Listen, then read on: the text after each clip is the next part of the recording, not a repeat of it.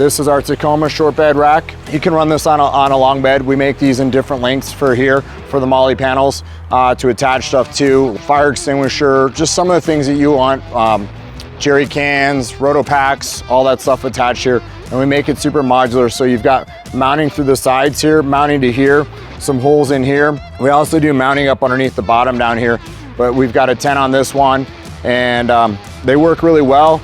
We suggest when you're gonna run a bed rack, whether it's our bed rack or anybody's bed rack, when you put a 10 on a vehicle, it pushes a lot of force on it, which then causes the sides of the bed to try to push away because it's got all that weight on it. So it's trying to push away because even the angle of this is causing it to push away.